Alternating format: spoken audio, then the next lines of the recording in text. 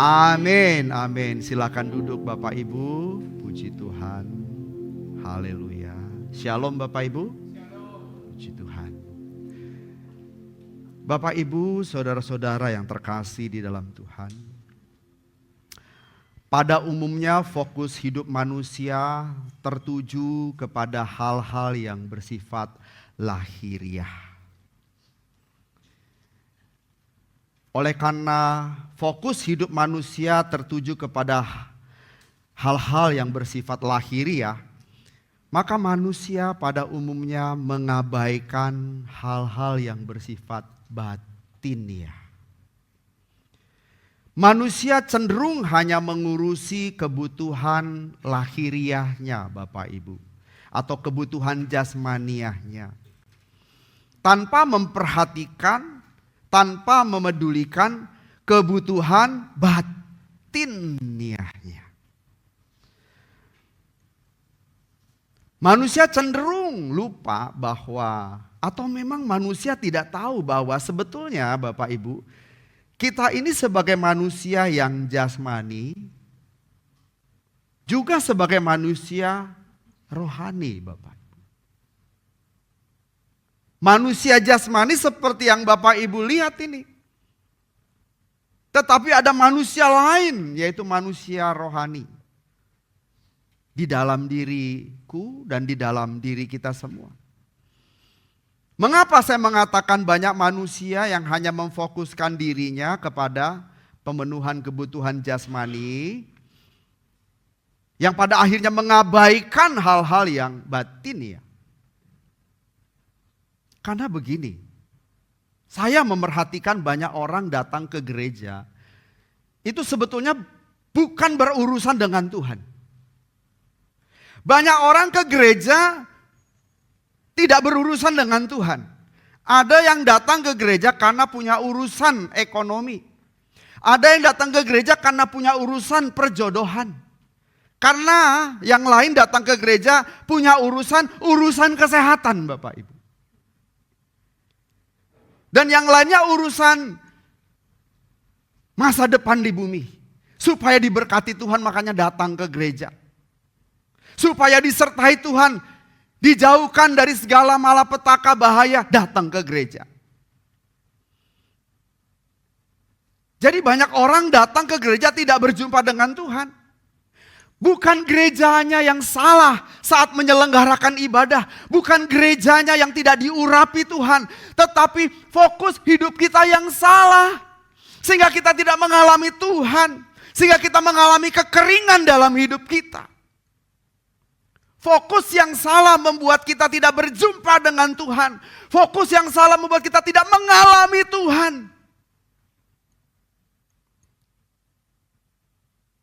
Termasuk banyak orang melayani, ambil bagian dalam pekerjaan Tuhan. Mau guru sekolah minggu, pemain musik, WL, bahkan pengkhotbah sekalipun. Sibuk melayani, tetapi fokusnya bukan Tuhan. Sibuk mengambil bagian dalam pekerjaan Tuhan. Hanya mengisi waktu luang.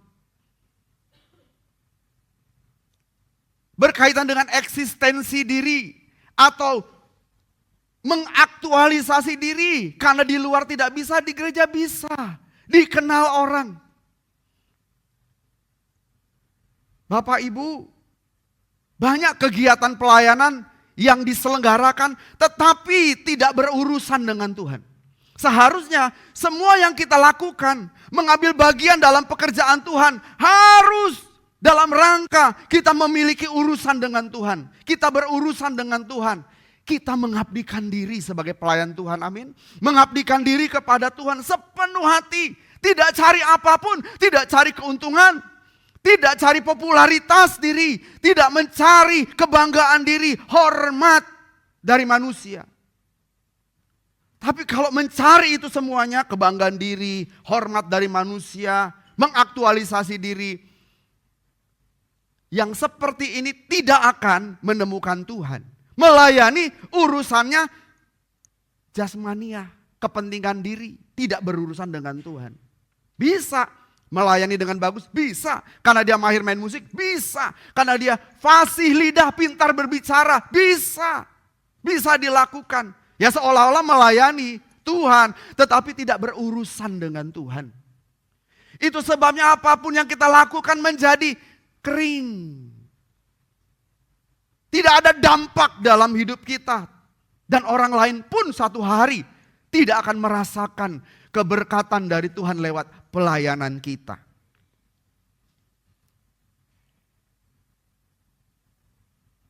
Mengapa Bapak Ibu ya? Banyak orang mudah meninggalkan Tuhan. Login ke agama yang lain. Atau login, bukan pindah agama, tetapi menyatakan diri tidak lagi percaya kepada Tuhan. Kenapa Bapak Ibu? Karena memang ke gereja pun tidak berurusan dengan Tuhan. Mengapa banyak orang menjadi mudah lelah, mudah putus asa, bahkan kehilangan arah? Kenapa Bapak Ibu? Mudah putus asa, kelelahan, bahkan sampai kehilangan arah ketika sedang dalam pergumulan. Ketika masalah datang dalam hidupnya. Kenapa Bapak Ibu? Karena manusia batiniahnya tidak sehat. Karena manusia batiniahnya tidak sehat. Tidak bertumbuh secara normal. Kurang nutrisi. Kalau sekarang masih datang ke gereja nih, masih rajin. Belum ada masalah yang datang. Belum ada persoalan yang menerpa hidup. Begitu persoalan datang, kelihatan di situ kualitasnya. Manusia batiniahnya ini, manusia rohaninya ini penuh nutrisi kebenaran atau tidak? Kalau tidak, pasti capek, lelah. Melayani Tuhan bisa lelah, mengikut Tuhan bisa lelah. Datang banyak persoalan membuat putus asa. Karena apa? Manusia batiniahnya tidak sehat. Atau Bapak Ibu tidak bertumbuh secara normal. Kenapa tidak bisa bertumbuh secara normal?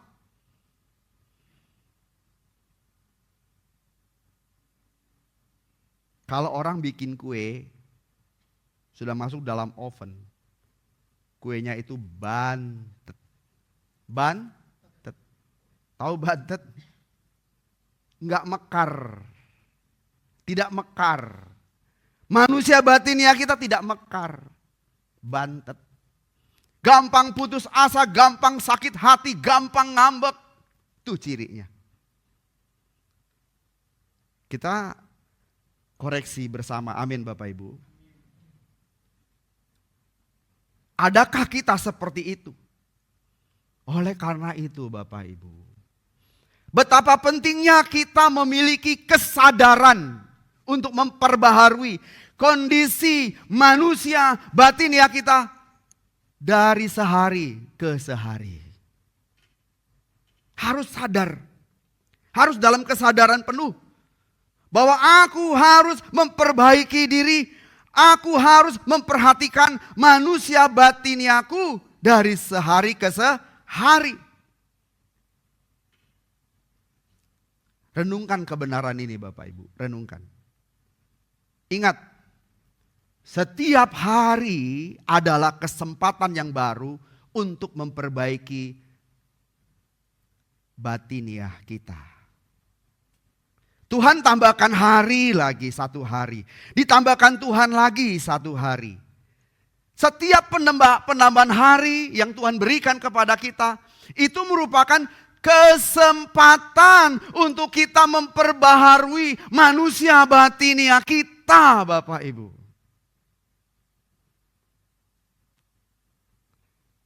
Kalau seorang petani, bayangkan seorang petani yang sedang menggarap ladangnya.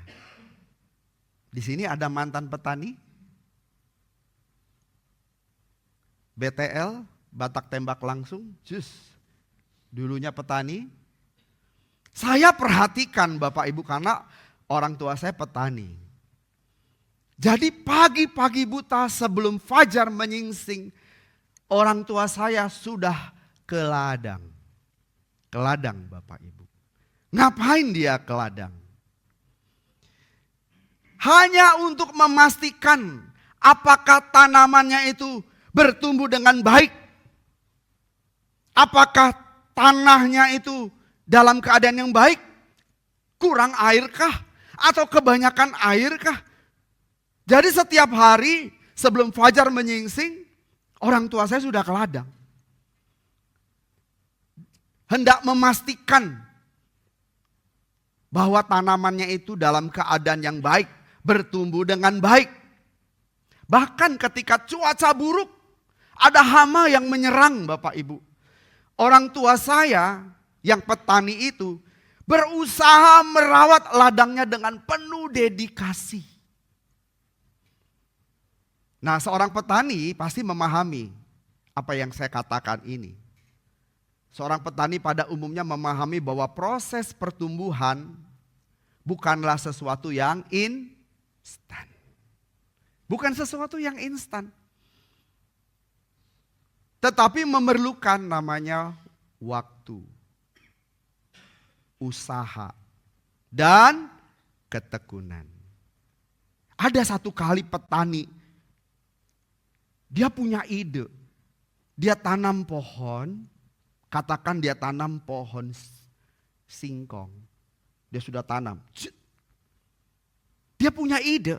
Bagaimana caranya supaya pohon singkongnya ini cepat tumbuh. Setiap hari dia bangun, dia tarik 1 milimeter lah gitu. Saya tarik. Tek. Besok pagi dia bangun, dia tarik lagi. Tek. Besok pagi dia bangun, dia tarik lagi. Apa yang terjadi? Beberapa hari kemudian tarikan yang terakhir, tek, copot. Semua petani tahu. Yang namanya proses pertumbuhan membutuhkan waktu, usaha, dan ketekunan. Saya mau menyampaikan begini, Bapak Ibu, jadilah petani yang baik bagi diri Bapak Ibu sendiri. Enggak ada yang amin Bapak Ibu. Sebab berpikir, saya bukan petani Pak Pendeta. Saya pejabat dan istriku ibu pejabat. Bapak Ibu, jadilah petani yang baik, penuh dedikasi bagi dirimu sendiri.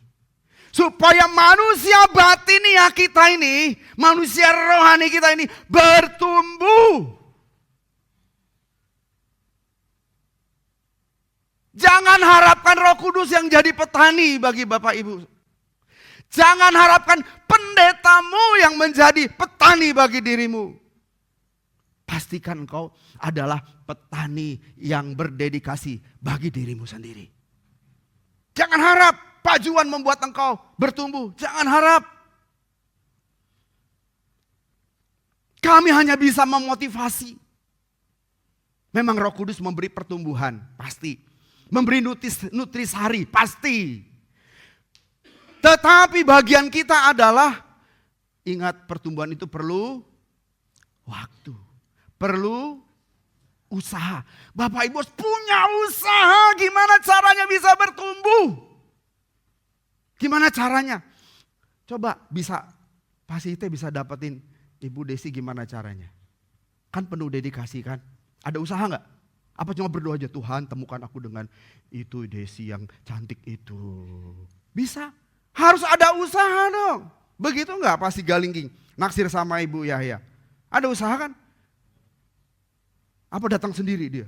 Gak mungkin, ada pendekatan, ada usaha dong. Nggak mungkin mendadak jadi. Iya enggak? Kamu bisa masuk sekolah yang bagus, perguruan tinggi bagus di Malang. Perlu waktu enggak? Bisa dapat masuk kampus seperti itu, ada usaha kan? Giat nggak usahanya? Apa cuma tidur-tiduran, main karambol tiap hari? Bisa? Nggak bisa. Harus ada usaha. Jadilah petani yang baik Bapak Ibu. Yang penuh dedikasi, tapi arahnya untuk membangun, menumbuhkan manusia batiniah kita. Bisa amin Bapak Ibu. Kita lihat Rasul Paulus ya. Sebagai contoh Bapak Ibu. Rasul Paulus, coba kita lihat dulu bagaimana Rasul Paulus dimulai. Pertumbuhan rohaninya itu dimulai ketika dia mengalami Tuhan. Dalam pertemuan yang dramatis tentang Tuhan. Pertemuan yang dramatis dengan Tuhan Yesus. Mengapa dramatis? Kisahnya memang dramatis, kita lihat ya. Kita baca nih dalam Kisah Rasul 9 mulai ayat yang ketiga ya. Dalam perjalanan ke Damsyik ketika ia sudah dekat kota itu, kota apa? Dekat kota Damsyik. Tiba-tiba ada cahaya memancar dari langit, lalu mengelilingi dia, mengelilingi Paulus. Saat itu namanya masih Saulus ya.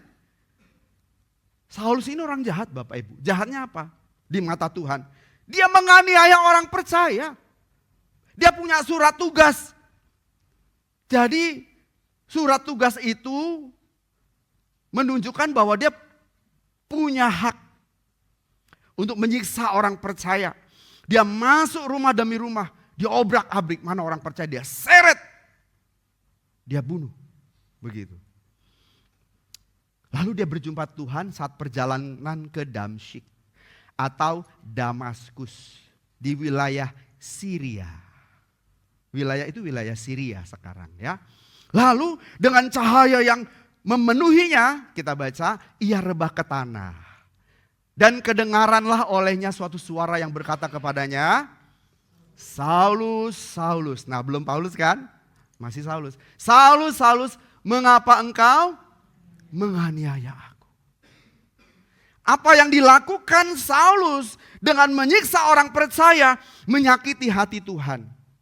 Itu sama saja menganiaya Yesus. Karena melalui pengorbanan darah Tuhan Yesus, kita dipersekutukan dengan Tuhan. Makanya waktu perjamuan kudus itu kan melambangkan persekutuan dengan Tuhan. Dipersatukan dengan Tuhan. Ketika Davin disakiti, Yesus juga disakiti. Setuju enggak? Ketika engkau dianiaya karena nama Yesus, Yesus juga teraniaya. Itu sebabnya Tuhan Yesus berkata, Saulus, Saulus, mengapa engkau menganiaya aku? Jadi sebagai orang percaya, kalau ada orang menganiaya kita, sesungguhnya mereka sedang menganiaya Kristus. Jadi jangan merasa sendiri. Jangan merasa tidak dipedulikan. Tuhan merasakan apa yang kau rasakan. Ketika orang mengkhianati engkau karena Kristus, percayalah Kristus juga merasa dikhianati. Karena kita satu dengan Tuhan. Telah dipersatukan oleh darahnya. Amin. Makanya saya dengan Davin saudara. Walaupun beda marga. Tapi kita punya darah yang sama. Ada darah Kristus yang kita wariskan. Davin salaman dulu. Amin. Makanya Tuhan Yesus berkata, mengapa engkau menganiaya aku? Lalu kita lihat. Jawab Saulus, siapakah engkau? Tuhan. Nah berarti bahasanya gitu kan. Siapakah engkau? Tuhan. Nah masih bertanya dia karena dia belum tahu siapa. Siapa yang berkata itu. Katanya, akulah Yesus yang kau aniaya itu. Ayat berikutnya. Tetapi bangunlah, kata Tuhan Yesus. Tetapi bangunlah dan pergilah ke dalam kota. Di sana akan dikatakan kepadamu apa yang harus kau perbuat. Oke, sampai di sini saja. Perintah Tuhan seperti itu. Perhatikan Bapak Ibu, begitu Rasul Paulus saat itu masih Saulus mengalami Tuhan secara dramatis. Cahaya itu kan membuat dia buta. Buta. Kalau kita baca selanjutnya ayat-ayat itu, tapi tidak usah kita baca ya. Paulus buta, menjadi buta. Dan Tuhan memerintahkan Paulus. Dan Tuhan juga akan mempertemukan Paulus dengan seseorang nabi yang bernama Ananias. Yang mendoakannya itu nanti. Kejadian pertobatan Paulus ini kira-kira pada tahun 35 Masehi. Antara tahun 35 sampai tahun 37 Masehi. Jadi tahun 35 sampai tahun 37 Masehi. Itu kejadian saat Paulus mengalami perjumpaan pribadi dengan Tuhan Yesus. Nah setelah itu, saya mau mengatakan begini Bapak Ibu. Bahwa pertumbuhan Rasul Paulus itu sangat cepat. Speednya cepat banget. Nggak pakai lama. Pak Leo sudah berapa tahun ikut Tuhan? Berapa lama? Sudah. Sejak menerima Tuhan Yesus. Atau dari baby? Dari baby ya, sudah Kristen ya. Kalau orang Protestan dari bayi sudah dikristenkan, dibaptis. Tapi harus mengalami Tuhan. Nah, jadi Rasul Paulus nggak pakai lama. Nggak pakai lama Pak. Hanya butuh waktu 3 tahun dia retreat. Untuk merenung. Belajar kebenaran. Sampai akhirnya bisa menjadi hamba Tuhan yang handal. 3 tahun. Sementara banyak orang prosesnya bertahun-tahun. Tidak bertumbuh-tumbuh. Speednya begitu saja. Kalau dulu pernah Bapak Ibu nonton film The $6 Million Man. Katanya cepat, tapi di film itu kan larinya nggak cepat. Speednya malah lambat itu mah. Bener gak sih? Kan larinya begini. Harusnya seperti The Flash. Gitu ya. Rasul Paulus pertumbuhannya seperti The Flash. 3 tahun. Dari seorang penganiaya jemaat sampai akhirnya menjadi hamba Tuhan. Hanya 3 tahun. Butuh 3 tahun. Dari mana Pak Pendeta tahu 3 tahun? Jadi dari Damaskus, setelah didoakan Ananias, dia pergi ke Arab. Pergi ke Arab. Galatia 1, lihat ayatnya ya. Galatia 1 ayat 17 dan 18. Saya nggak omong kosong, nggak ngarang Bapak Ibu, ini beneran. 3 tahun saja dia bertumbuh dan hasilnya, dampaknya luar biasa. Kita baca ya. Juga aku tidak pergi ke Yerusalem mendapatkan mereka yang telah menjadi rasul sebelum aku. Tetapi aku berangkat ke tanah Arab, dari situ kembali lagi ke Damaskus atau Damsyik. Ayat 18. Lalu 3 tahun kemudian aku pergi ke Yerusalem untuk mengunjungi Kefas. Dan aku menumpang 15 hari di rumah Kefas. 3 tahun. Jadi begitu dia mengalami Tuhan, 3 tahun dia retreat. Dia merenungkan kebenaran, dia belajar kembali tentang iman Kristen. Apa dia kurang pintar? Pintar Bapak Ibu. Dia belajar dari guru terbaik pada saat itu. Guru Taurat terbaik yaitu Gamaliel. Orang paling bijak, paling baik hari itu. Paling pintar, terkenal. Kuliah di situ dia. Kalau di Indonesia paling terkenal apa ya? Mungkin UI kali ya. Di situ dia. Berguru kepada Gamaliel. Pintar dia. Pengetahuannya banyak. Dari Kejadian sampai Maleaki. Fasih. Tapi dia gak berjumpa dengan Tuhan. Begitu dia berjumpa dengan Tuhan. Mulai dari Kejadian, Keluaran, Bilangan, Imamat. Terus nyambung Pak. Ada benang merahnya. Yang membuat dia bersuka cita. Aku mendapat kasih karunia. Mengalami Tuhan. Kebenaran yang selama ini dia tahu. Dia tahu belum dia pahami secara maksimal. Sampai akhirnya berjumpa dengan Tuhan. Ada benang merah yang membuatnya mengerti kebenaran. Terbuka matanya. Dan hanya 3 tahun dia retreat. 3 tahun berselang setelah mengenal Tuhan Yesus. Jadi apa dia? 14 tahun kemudian dia melayani Tuhan sampai dia meninggal. 14 tahun pelayanannya. Mulai tahun 40 sampai 60 sekian Bapak Ibu. Rasul Paulus melayani. Dan dipakai Tuhan luar biasa. Artinya gini, speednya cepat. Hanya 3 tahun menjadi hamba Tuhan yang luar biasa. Kita terima Tuhan Yesus 20 tahun yang lalu. Sekarang udah 60 tahun. Ngapain? Kita masih cinta motor gede. Kita urusannya tiap minggu hanya sepedaan. Pak, Bu, ini model Kristen gimana yang begini? Harusnya sudah melayani Tuhan. Melayani dengan giat, semangat luar biasa. Amin. Kita evaluasi diri Bapak Ibu. Memang gak ada masalah dalam hidup Rasul Paulus. Gak ada masalah. Masalahnya banyak. Coba kita lihat di 2 Korintus pasal yang keempat ayat yang ke-8. Masalah tuh banyak Bapak Ibu. Banyak masalahnya. Kita baca ya.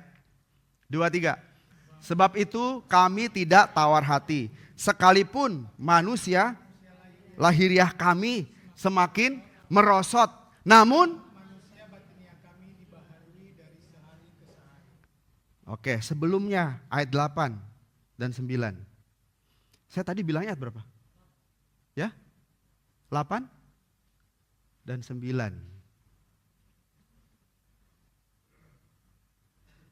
Oke, yuk kita baca. 2-3. Dalam segala hal kami ditindas, namun tidak terjepit. Ini masalah bukan? Masalah.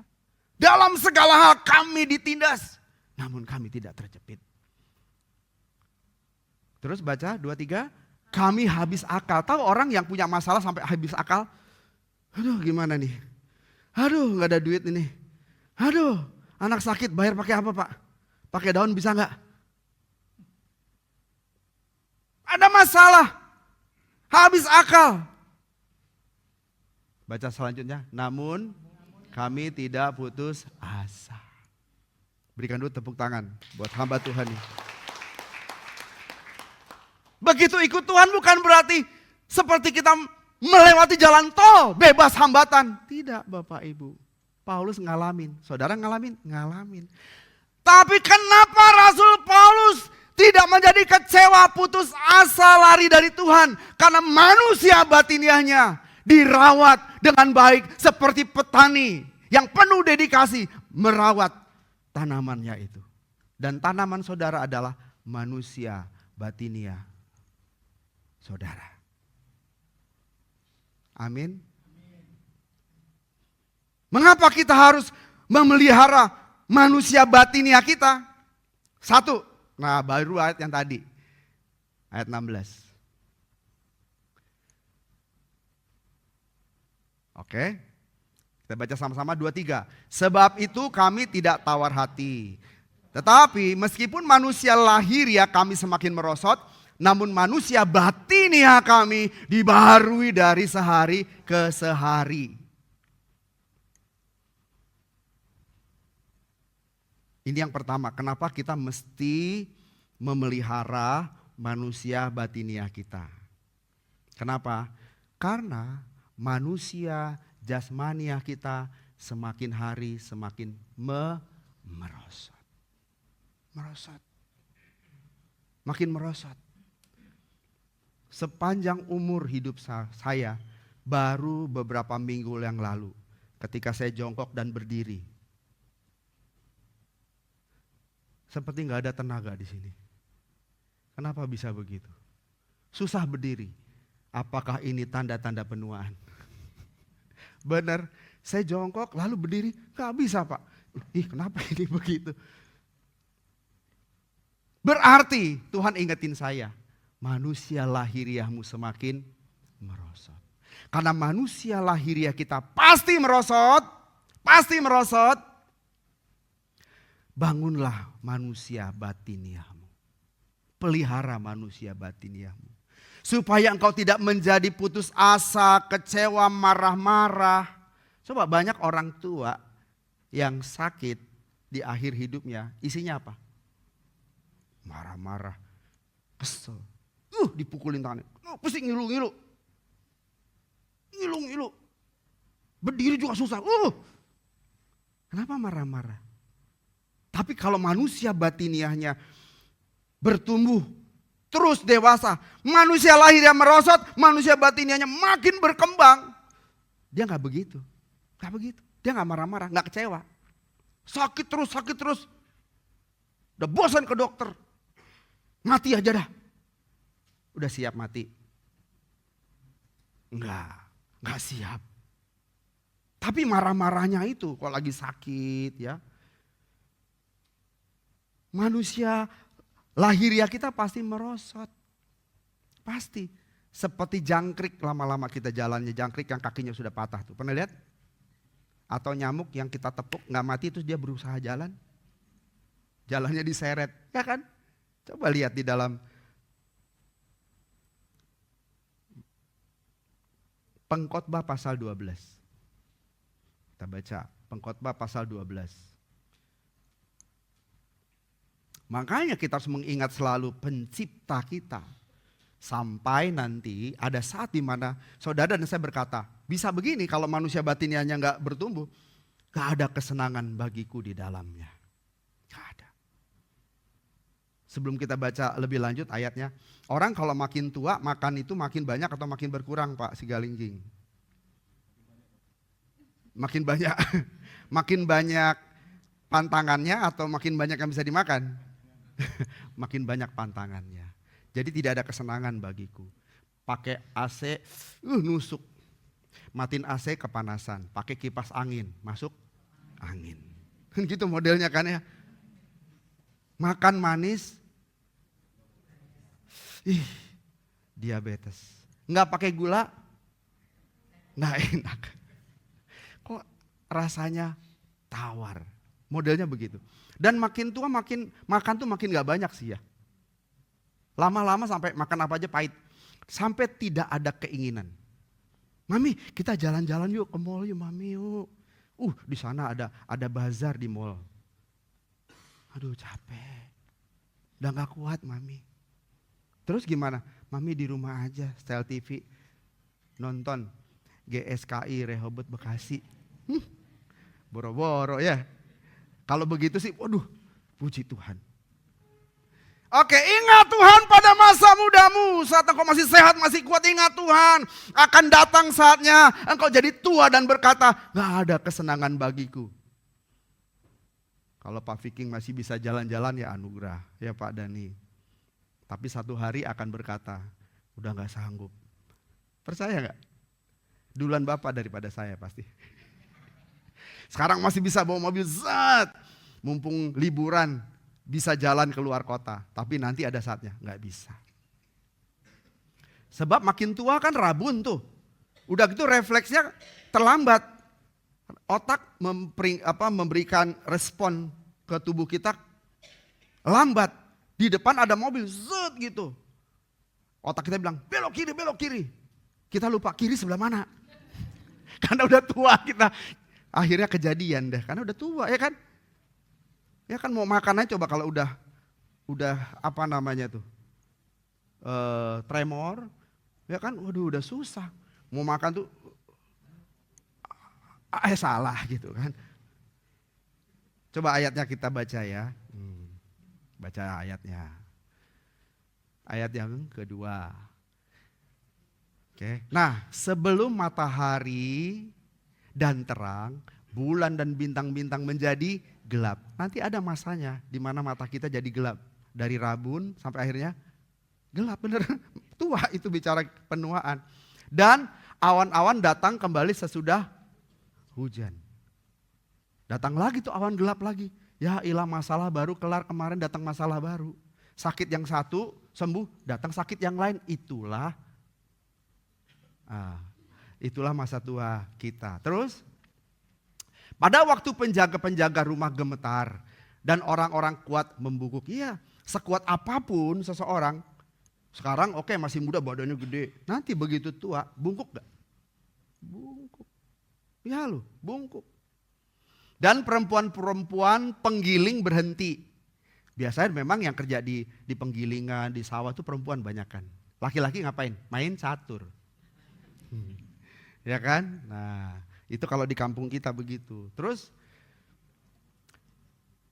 penggilingan berhenti karena berkurang jumlahnya. Artinya apa? Makin banyak yang pulang. Pulang kemana? Ke alam baka. Dan yang melihat dari jendela semuanya menjadi kabur. Gak kelihatan. Dia lihat jendelanya kotor, itu kotor. Mami, jendelanya udah dielap 10 kali, Mami. Enggak, itu kotor jendelanya.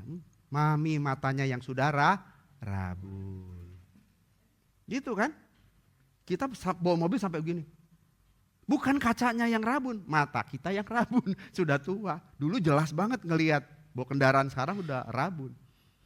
Oke, terus dan pintu-pintu di jalan tertutup. Kita nggak punya lagi kesempatan. Udah tertutup. Udah nggak bisa lagi ke Stadion Utama Senayan. Mau nonton bola. Yang datang ribuan, ntar kita keinjek-injek. Karena jalan pun udah lambat.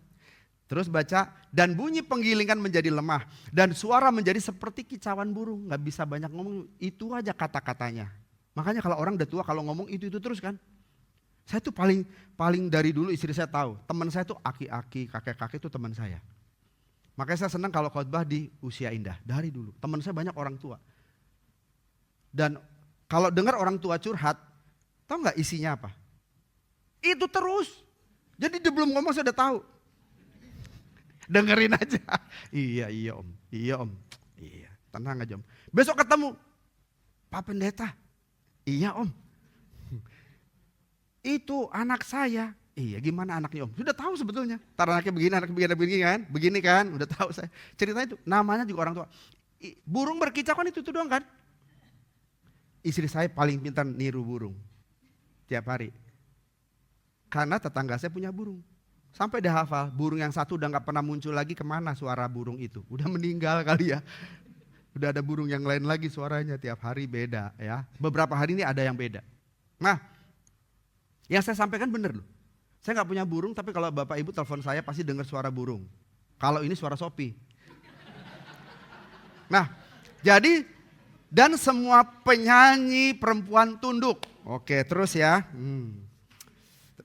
Juga orang menjadi takut tinggi. Iya kan, makin tua kita takut. Dulu berani gitu ya. Makin tua takut ketinggian gitu gak opa? Iya kan, tuh betul opa iya. Makin tua takut ketinggian. Dulu kita berani, gelayutan di pohon gitu ya, kayak Tarzan itu berani ya. Makin tua gak berani. Begitu jatuh engsel-engselnya lepas semua. Terus, dan ketakutan ada di jalan. Orang makin tua makin banyak takutnya om ya. Takut jatuh, takut apa. Nah, pohon badam berbunga. Artinya apa? Pohon badam itu pohon yang cepat sekali berbunga. Iya, bunganya cepat sekali tumbuh. Jatuh satu rontok dia akan tumbuh lagi. Nah artinya apa? Cepat sekali orang makin tua itu cepat mati. Tamat. Begitu masuk hari tua cepat meninggalnya. Gitu maksudnya. Lalu belalang menyeret dirinya dengan susah payah. Nah satu hari kita akan jadi seperti belalang yang gini. Nyeret dirinya susah. Tadi dekat rumah saya kan ada gereja. Gereja di dekat sawah tuh ada gereja, dekat rumah saya ada gereja. Jadi ada orang tua, tadi saya ketemu jalannya gini. Saya lihat dari jauh, dia mau gereja tuh sayang. Bener kan ya? Istri saya mengiyakan, gak ngarang. Tua, jadi memang seperti belalang. Susah dia menyeret dirinya untuk masuk ke gereja. Puji Tuhan di sini ada yang seperti belalang? Ada, sehat semua ya. Karena belum tua. Kalau Pak Dani belum tua, masih muda. Oke. Nafsu makan tidak dapat dibangkitkan lagi. Makan ini udahlah. Tambah ya Mi? Enggak gitu. Nafsu makan udah enggak ada. Karena manusia pergi ke rumahnya yang kekal. Dan peratap-peratap mulai berkeliaran. Satu lagi nih. Sebelum timba rantai perak diputuskan. Dan pelita emas dipecahkan. Sebelum di ujung hidup. Di ujung akhir hidup kita, sebelum tempayan dihancurkan dekat mata air. Kalau tempayan dihancurkan, tidak bisa ngambil air. Itu pertanda kita nggak bisa dapat air lagi, tidak bisa memperpanjang hidup lagi. Sebelum itu semua terjadi, selalu ingat akan pencipta kita. Ingat Tuhan, di mana satu hari kita menjadi tua, benar-benar tua, manusia jasmania kita melorot, merosot, tapi harusnya manusia batinia kita dibaharui dari hari ke hari. Kenapa harus memperbaharui manusia batinia kita? Karena kita pasti tua. Manusia jasmania kita pasti merosot. Tinggal marah-marahnya doang nih. Keselnya doang nih. Sampai akhirnya udah pengen mati aja lah. Begitu. Nah, sebelum itu terjadi, manusia batinia kita mesti dibangun, dirawat. Yang kedua, Bapak Ibu, persoalan pasti datang. Tadi kita sudah lihat di ayat 8 dan 9. Rasul Paulus mengalami banyak persoalan, banyak masalah. Kita juga. Kita nggak tahu Indonesia keadaannya nih sekarang gimana nih, ya kan? Banyak pabrik-pabrik yang tutup, pengangguran ribuan. Tapi Bapak Ibu masih terpelihara oleh Tuhan, bersyukurlah. Cari Tuhan lebih dekat lagi. Orang lain mengalami itu, jangan-jangan besok kita. Tapi kita tidak akan menjadi putus asa, kecewa, dan lari dari Tuhan. Kenapa? Jika manusia batinia kita dirawat dengan baik. Katakan amin. Jadi kenapa mesti merawat manusia batiniahnya? Masalah pasti datang, persoalan pasti datang. Dan itu akan menghambat hidup kita. Jangan biarkan itu menjadi penghambat. Bisa menjadi penghambat jika manusia batiniah kita tidak dirawat. Istri yang baik-baik begini, saya gak berani nunjuk ke sini. Istri yang baik-baik begini ya, bisa tiba-tiba selingkuh. Suami yang baik-baik kayak gini bisa tiba-tiba, gak nyangka loh. Kecewa gak? Kecewa banget, marah, frustasi, kesel, menjadi satu. Gak nyangka, setauku dia baik, dia setia, kok bisa? Bisalah. Sebelum itu terjadi, bangun manusia batiniah kita, rawat. Sebelum kesehatan kita melorot dan marah-marah isinya, rawat. Saya dioperasi waktu itu gak bisa ngapa-ngapain, kesel, bosan banget saya. Mah besok pulang aja dah, saya bilang. Kata dokter, gak boleh Pak, masih sehari lagi. Aduh, karena saya kan waktu dioperasi kan, cuma bisanya begini doang. Gak bisa tengkurap, pengen banget tengkurap. Gini doang. Waktu itu saya dioperasi kan, tahu ceritanya, operasi apa? Kantung empedu Bapak Ibu. Jadi begini-begini doang. Gak enak. 1 hari, 2 hari cuma begitu gak boleh terlentang. Emang kalau terlentang mati. Terlentang Bapak Ibu. Tang. Tapi saya di situ harus terlentang gitu. Begitu terus gak enak. Udah saya bilang, bosan saya, pengen pulang. Besok bisa pulang gak? Gitu. Baru sakit, udah gak betah Bapak Ibu. Sebelum semua itu terjadi, ya kan? Kalau kita bangun manusia batiniah kita, jagain, pelihara, tetap kuat. Tetap kuat, gak jadi kecewa, gak jadi kering hatimu. Karena kau bangun terus hubungan itu dengan Tuhan. Dipelihara terus. Setiap hari engkau pastikan manusia batiniah kita nih terpelihara baik atau enggak. Tanah hati kita bagus atau enggak nih. Waduh kering nih. Sirami dengan kebenaran. Amin. Sirami dengan kebenaran. Satu dengan yang lain katakan. Sirami dengan kebenaran. Dan yang ketiga, perhatikan ayat 17-18.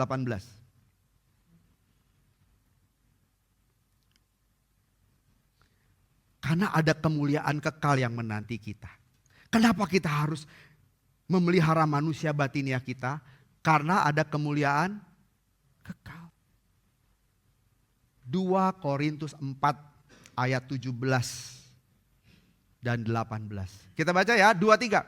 Sebab penderitaan ringan yang sekarang ini mengerjakan bagi kami kemuliaan kekal yang melebihi segala-galanya. Jauh lebih besar daripada siapa yang menderita di sini?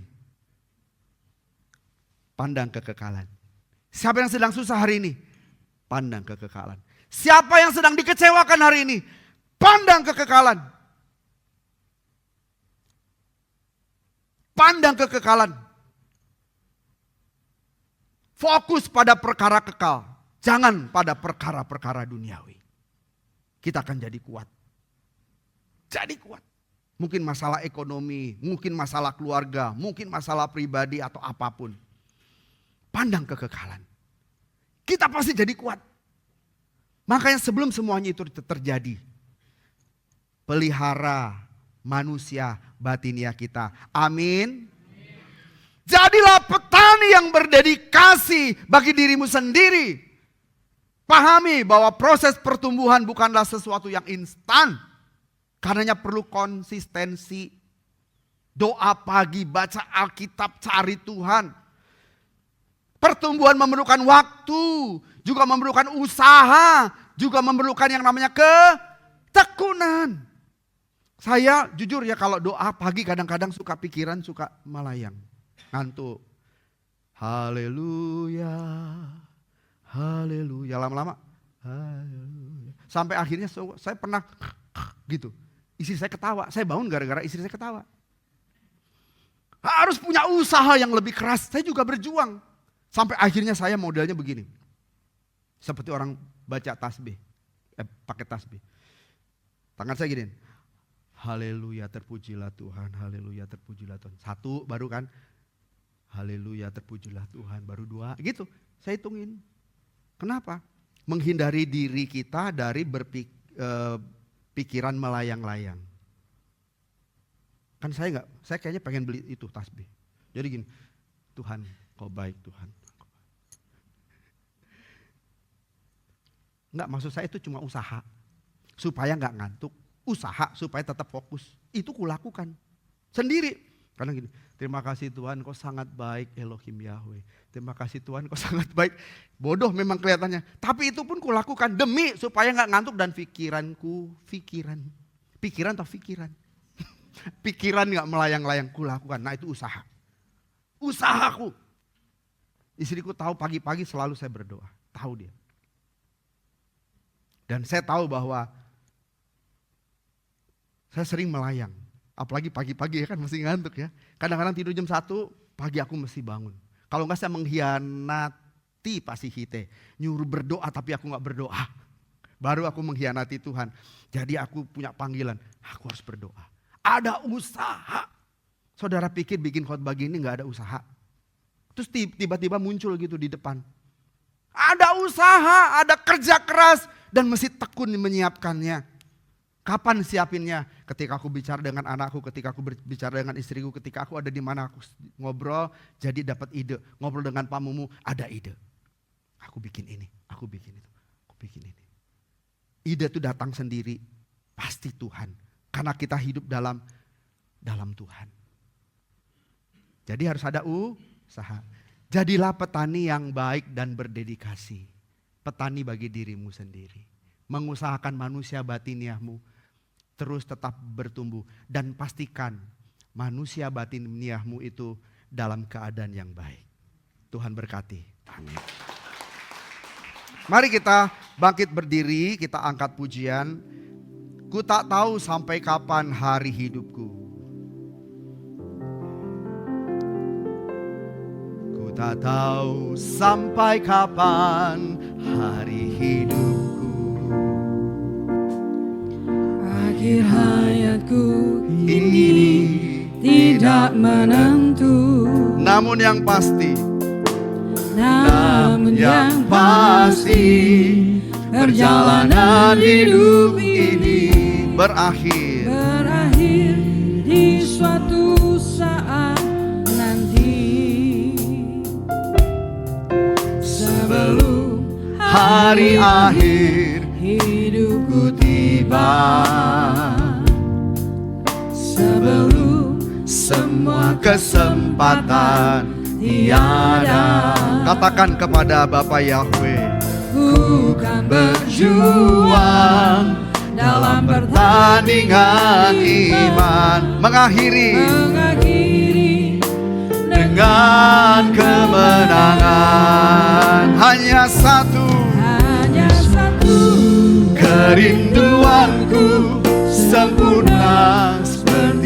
Bapa-Ku sesuai rancangan semula. Serupa dengan Tuhan Yesus. Tuhan Yesus, tujuan imanku, berkenan di hadapan. Katakan, hanya satu kerinduanku, sempurna seperti Bapa-Ku, sesuai rancangan semula. Serupa dengan Tuhan. serupa dengan Tuhan Yesus, Tujuan imanku, berkenan di hadapan. Bapa. Biar musik mengalunkan, biar Ibu Sandra memimpin pujian ini. Ku tak tahu Bapak Ibu, Sampai kapan semua kita membuka hati di hadapan Bapak Yahweh. akhir Kita semua tidak tahu kapan akhir hayat hidup kita, tidak menentu, kapan hidup kita berakhir. namun Tidak yang pasti. Tidak pasti. perjalanan Tapi perjalanan hidup saudara dan saya pasti berhenti di satu saat nanti, suatu saat di mana pembaringan terakhir saudara. Saya tidak tahu di mana pembaringan terakhirku. Saya pun tidak tahu kapan itu, kapan kesempatan itu datang. Aku tidak tahu. semua kesempatan Tapi sebelum semuanya itu menimpa kita, pastikan berjuang bahwa manusia batinia kita bertumbuh, tidak kekurangan nutrisi. Pastikan manusia batinia kita bertumbuh secara normal. Karena itu jadilah petani yang berdedikasi bagi dirimu sendiri. Pahami bahwa proses pertumbuhan tidak instan. Ini waktunya. Berusahalah mengisi hari-hari hidup kita dengan nutrisi kebenaran dan pengalaman-pengalaman adikodrati dengan Tuhan. Melayani Tuhan dengan tekunlah. Tekun baca Alkitab, tekun berdoa, tekun beribadah, tekun cari Tuhan. Manusia batiniamu akan terpelihara dengan baik. Bersiap-siaplah sebelum persoalan datang, sebelum masalah datang, sebelum penuaan itu datang. Ketika engkau berkata tidak ada kesenangan bagiku dalam dunia ini, di bawah kolong langit tidak ada kesenangan. Tetapi jika kita mengisi hari-hari hidup kita dengan Tuhan, Tuhan akan jadi kesenangan kita. Haleluya. Mari angkat tanganmu di hadapan Tuhan. Sampaikan, hanya satu kerinduanku, sempurna seperti Bapa. Haleluya. Haleluya. Hanya satu kerinduanku. Amin. Haleluya. Terima kasih untuk kebenaran-Mu Bapa Yahweh. Terima kasih Tuhan Yesus. Kami mau menjadi serupa dengan Engkau, Tuhanku. Haleluya. Angkat hatimu. Sekali lagi katakan, hanya satu kerinduanku. Diberkati hidup saudara. Dijagai Tuhan sempurna hidup saudara. Penyertaan Tuhan nyata dalam hidupmu. Tuhan sanggup menjaga yang kau sempurna. Lengan Tuhan kuat menjagamu. Glory, haleluya. Di hadapan, katakan berkenan di hadapan Bapa. Di hadapan, berkenan di hadapan Bapa. Bapa di dalam surga, patrikan firman-Mu di hati kami. Tuhan jamah setiap kekasih-kekasih-Mu yang sedang dalam pergumulan. Tuhan tolong agar mereka fokus ke langit baru dan bumi yang baru. tidak melihat masalah kesulitan yang sementara ini. Tuhan berjanji bahwa kami akan masuk kekekalan, meninggalkan segala sesuatu, termasuk masalah hidup kami. Jangan jadikan masalah hidup saudara ikatan belenggu yang membuat saudara kehilangan fokus dan tujuan hidup. Pastikan manusia batinia saudara bertumbuh, terpelihara dengan baik. Bapa, patrikan kebenaran-Mu di hati kami semua. Kami bersyukur akan sabda-Mu. Hanya dalam nama Tuhan Yesus kami berdoa. Haleluya. Amin. Silakan duduk Bapak.